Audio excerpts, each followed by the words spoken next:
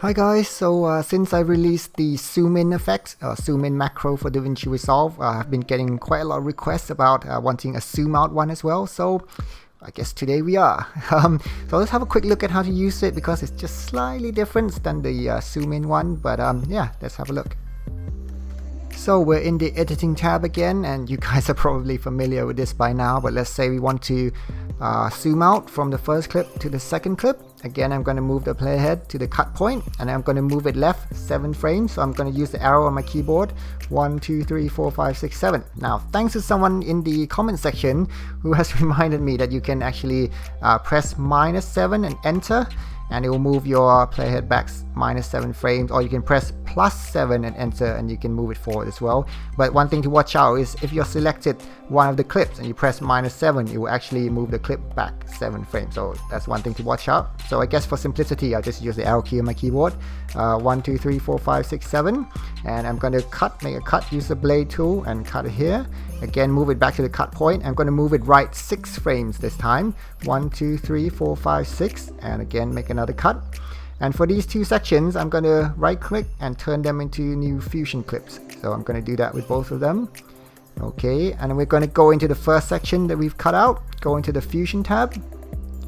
And if you've downloaded the files in the description below, you have these two files. For the first clip or the first section that you've cut out, you're going to use the part 1. So just drag that in between the input and the output. And if you play it, you can see now it's zooming out. And again, we're going to do the same with the second part that we've cut out. Go into the fusion tab.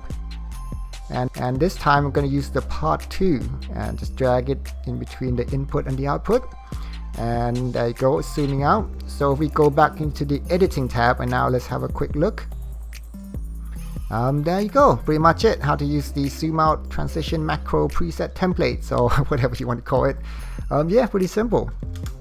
Now, if you're familiar with keyframing in Davinci Resolve, you can obviously kind of fine-tune or change these transitions further. So if you, let's say, go back into the Fusion tab, and if you click on the effect node or the macro node that you've downloaded and go to the spline editor, and you will see there's the size and there's also the length. So the size is basically how much your clip is zooming in and how fast it's zooming in for. So right now you can see that at the beginning it's just normal, and then slowly it's zooming out, and it gets faster and faster. So obviously you can change the shape of the zooming out if you want. You can make it fast all the way from the beginning, or or you can make it with these handles, you can make it maybe faster or slower at the end, or however you want.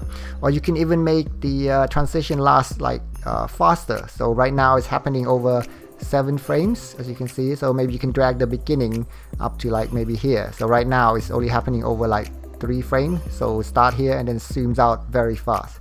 And of course you can also make the zooming out more. So right now it's only zooming out to about here. So if you drag it further down, it will zoom out further, or if you pull it up, it will zoom out less. So that's also up to you as well, that you can like customize. Now for the length, again, if I click the length and click this icon here, just fill the screen with the keyframes. This is basically this blurring effect, the zoom blur. So right now at the beginning, before zooming out, there's no blur, and as the zooming out progresses, the blur gradually gets more and more.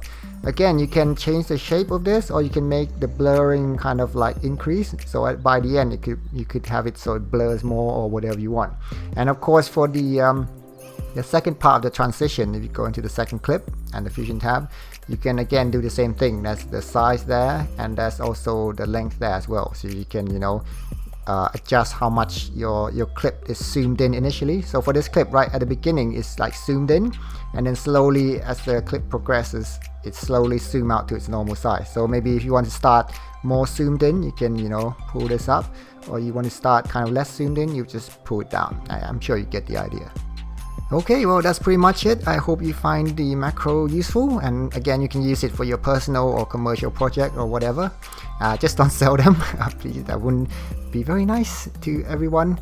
And yeah, that's pretty much it, I guess. Well, maybe I'll see you again when I have more chance to do more videos. Bye!